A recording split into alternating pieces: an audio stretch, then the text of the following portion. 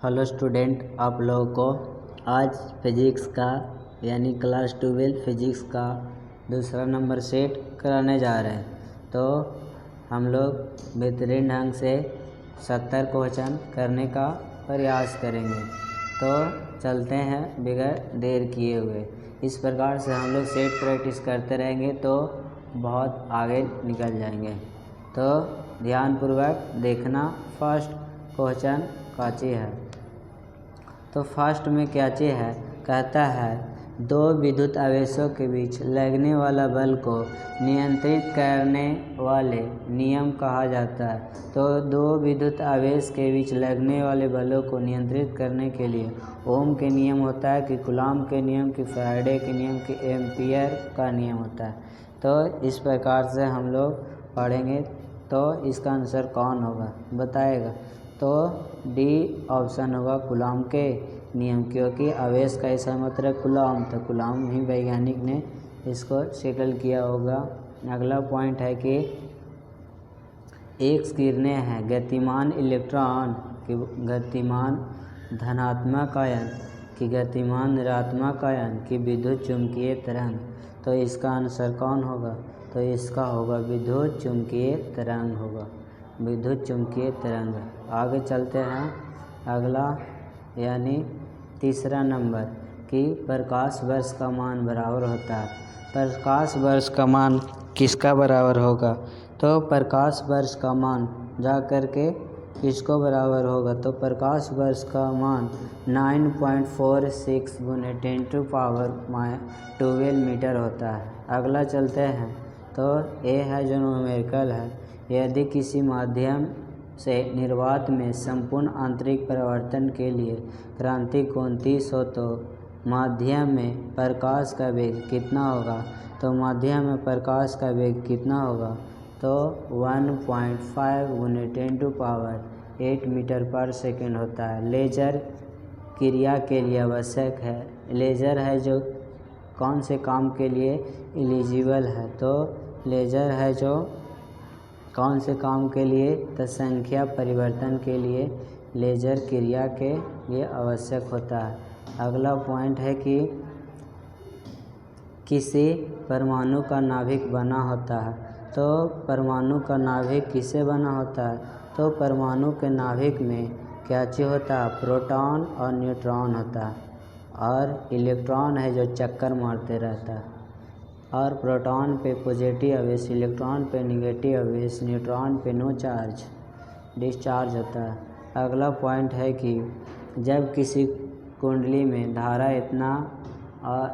इतना एम्पियर और इतना में परिवर्तन होती है तो 50 वोल्ट का औसत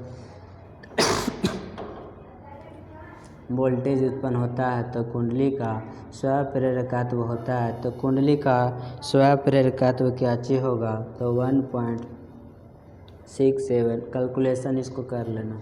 आगे चलते हैं। परावैद्युतांक का एसआई मात्रक होता है। तो परावैद्युतांक का एसआई मात्रक क्या चीज़ होगा, तो कूलॉम के स्क्वायर पर न्यूटन मीटर स्क्वायर होता है। ऐसे कूलॉम के स्क्वायर पर न्यूटन मीटर स्क्वायर होता है।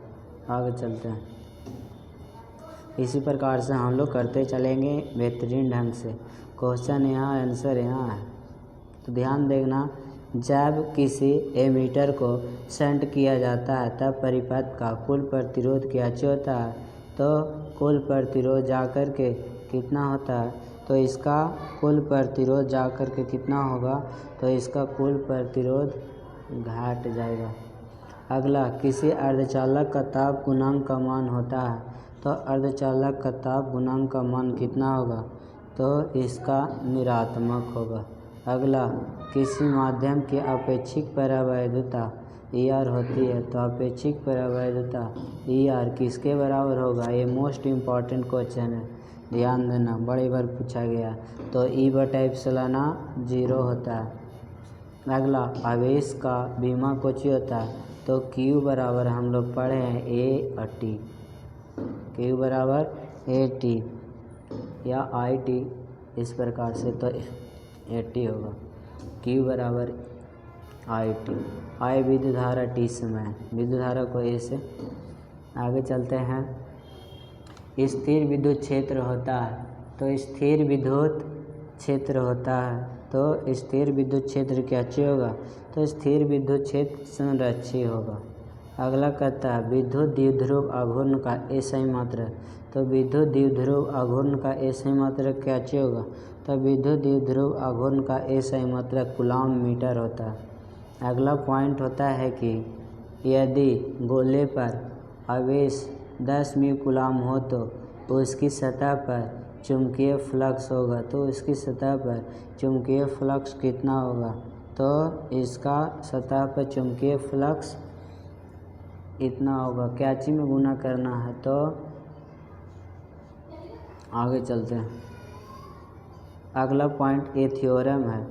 12 में क्या करता है कि 5 नंबर वाला को ऑब्जेक्टिव में डाल देता है। 5 नंबर के थ्योरम जो प्रूव करके आता है उसका ऑब्जेक्टिव में यही यहाँ पर है। एक बिंदु आवेश Q से और दूरी पर विद्युत विभव का मान होता है, तो विद्युत विभव का मान कितना होगा, तो इसका आंसर जा कर के 16 के 1/4πε0 Q/r होता है। अगला 17 नंबर कहता है कि 1 फराडे बराबर होता है, 1 फराडे बराबर होता है तो 1 फराडे किसके बराबर होगा, तो कूलॉम पर वोल्ट के, कूलॉम पर वोल्ट के। आगे चलते हैं। ये न्यूमेरिकल आ गया है, थोड़ा सा साफ न दिख रहा है। अच्छा स्टार्ट करते हैं। ए और बी के वैल्यू निकालना है, इसका और इसका।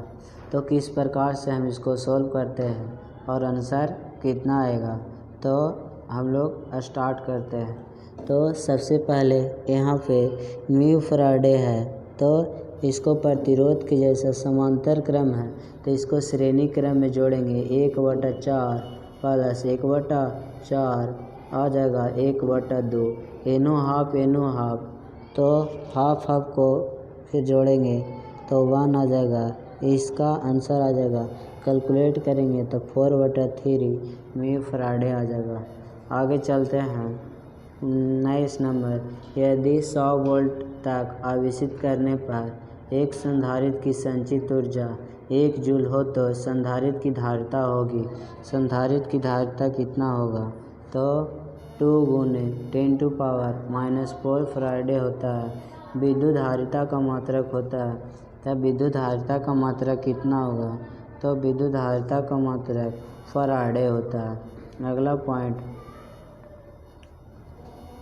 कार्बन प्रतिरोध के हरे रंग के कोड कितना होता है, तो इसका भी एक दिन वीडियो बनाएंगे। तो इसका 5 होता है, याद रखना। फिर 7वां नंबर, किसी चालक का विशिष्ट प्रतिरोध बढ़ता है। विशिष्ट प्रतिरोध कब बढ़ेगा, तो विशिष्ट प्रतिरोध है जो ताप बढ़ेगा तो विशिष्ट प्रतिरोध भी कुछ होगा, बढ़ेगा। अगला है कि 10 एम्पीयर की धारा एक चालक से 10 सेकंड तक प्रवाहित होती है। यदि तार का विभवांतर 15 वोल्ट हो तो किया गया कार्य होता है, तो किया गया कार्य किसके बराबर होगा, तो 23 का आंसर इसमें ए होगा, यानी 1500 जूल होगा। विद्युत हीटर में किस तत्व का व्यवहार किया जाता है, ये तो सबकी जानकारी होता है, नाइक्रोम, क्योंकि इसका प्रतिरोध सबसे ज़्यादा होता है। अगला है 25 वाट 220 वोल्ट और 100 वाट 202 बल्ब के प्रतिरोध बलों के पर सबसे ज़्यादा प्रतिरोध किसका होगा, 25 वाट वाला के कि 100 वाट वाला के, तो इसका प्रतिरोध जिसका ज़्यादा शक्ति होगा उसका प्रतिरोध क्या होगा, कम होगा। तो 25 का आंसर कौन होगा, ये 25 वाट वाला। यानी किसी परिपथ में कम करंट प्रवाहित हो रहा है तो समझो प्रतिरोध क्या चाहिए उसमें सबसे ज़्यादा है, और जिकरा में करंट का प्रवाह ज़्यादा हो रहा है, करंट का प्रवाह ज़्यादा हो रहा है तो उसमें प्रतिरोध कुछ होगा, उसमें प्रतिरोध कम होगा, क्योंकि रोकने वाला कम रहेगा तभी ना ज़्यादा जा रहा है, और ज़्यादा जाने वाला कम जा रहा है यानी रोकने वाला ज़्यादा है। इस प्रकार से समझो। सेल यानी बैटरी। सेल का विद्युत वाहक बल मापा जाता है। तो सेल का विद्युत वाहक बल किससे मापा जाता है? तो विभव मापी द्वारा मापा जाता है। व्हीटस्टोन ब्रिज से मापा जाता है। उच्च प्रतिरोध की निम्न प्रतिरोध। ये VVI 27 नंबर क्वेश्चन VVI है। तो इसका आंसर कुछ होगा उच्च और निम्न दोनों, निम्न और उच्च दोनों, यानी आंसर कौन होगा? C होगा। आगे चलते हैं। डायनेमो के कार्य का सिद्धांत आधारित है। तो डायनेमो के कार्य का सिद्धांत किस पे आधारित है? तो विद्युत चुम्बकीय प्रेरण पर। विद्युत चुम्बकीय प्रेरण पर डायनेमो के कार्य का सिद्धांत आधारित है। आगे चलते हैं, यानी अगला क्वेश्चन, चुम्बकीय क्षेत्र बी में अवस्थित चुम्बकीय आघूर्ण वाले धारा पास द्वारा अनुभव किया जाता है। थोड़ा ऊपर करते हैं। तो 29 नंबर क्वेश्चन के आंसर बतलाएगा। तो 29 नंबर के क्वेश्चन के अनुसार टाउ बराबर M क्रॉस B हो जाता है। अगला पॉइंट है कि 30 नंबर R त्रिज्या की वृत्ताकार कुंडली में धारा प्रवाहित हो रही है। कुंडली के केंद्र पर चुंबकीय क्षेत्र B है। कुंडली की अक्ष पर इसके केंद्र से कितनी दूरी पर चुंबकीय क्षेत्र का मान B0/8 होता है? तो 30 का आंसर कौन होगा? √3R होता है। आगे चलते हैं।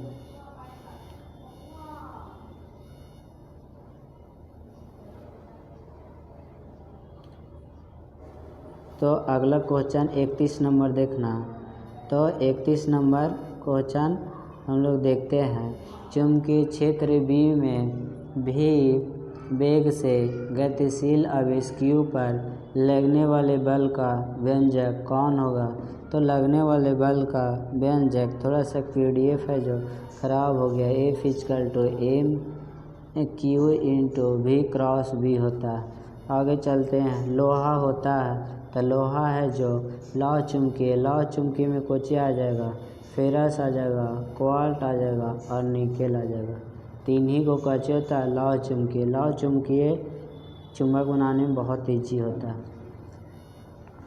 चुम्बकीय आघूर्ण बढ़ाने से दोलन करते चुंबक का आवर्तकाल क्या होगा? तो दोलन करते चुंबक का आवर्तकाल कितना होगा? तो इसका आंसर घटता है। चुंबकीय विषुवत रेखा पर नमन कोण का मान कितना होगा? तो विषुवत रेखा पर नमन कोण का मान कितना होगा? तो चुंबकीय विषुवत रेखा पर 0 होगा। आगे निकेल काची है? तभी तो बताए लौह चुम्बकीय है। पृथ्वी के चुंबकीय ध्रुवों पर नति कोण यानी नमन कोण होता है। तो इसका कौन होगा? तो 90 डिग्री होता है। याद रखना, अच्छा क्वेश्चन। लेंज का नियम पालन करता। तो लेंज का नियम किसका पालन करता है? तो ऊर्जा संरक्षण के सिद्धांत के नियम को पालन करता है। स्वप्रेरकत्व का सही मात्रक होता है। तो कोई भी प्रेरकत्व रहे, अन्योन्य प्रेरकत्व रहे, स्वप्रेरकत्व रहे, सबके हेनरी होता है। हेनरी का मात्रक होता है। तो हेनरी किसका मात्रक होता है? तो हेनरी किसका मात्रक होता है? तो प्रेरकत्व का होता है। आगे बताए हैं गैल्वेनोमीटर को वोल्ट मीटर बनाने में ज़रूरत है। तो गैल्वेनोमीटर को वोल्ट मीटर में बनाने में ज़रूरत क्या चीज़ है? तो 40 के आंसर A होगा, यानी उच्च प्रतिरोध का। एल और पक्षपथ की प्रतिबाधा होती है, इम्पीडेंस होता है। तो 41 के आंसर कौन होगा? तो A भी अच्छा क्वेश्चन है। √R² omega K² L K²। अगला है प्रतिघात का मात्रक होता है। तो कोई भी घात रहे तो 42 के आंसर कौन होगा? तो यहाँ पे 42 का आंसर ओम होगा, क्योंकि रुकावट डालता है। तप्त तार एमीटर मापता है प्रत्यावर्ती धारा का। तो प्रत्यावर्ती धारा का क्या मापता है? तो प्रत्यावर्ती धारा का मूल औसत वर्गमान मापता है। अगला है यांत्रिक ऊर्जा को विद्युत ऊर्जा में बदलने वाला यंत्र क्या चीज कहलाता है?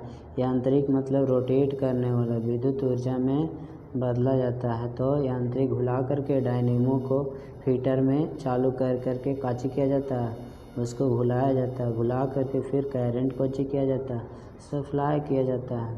तो 44 के कौन आंसर होगा? तो 44 के जा कर के बी होगा। आगे चलते हैं।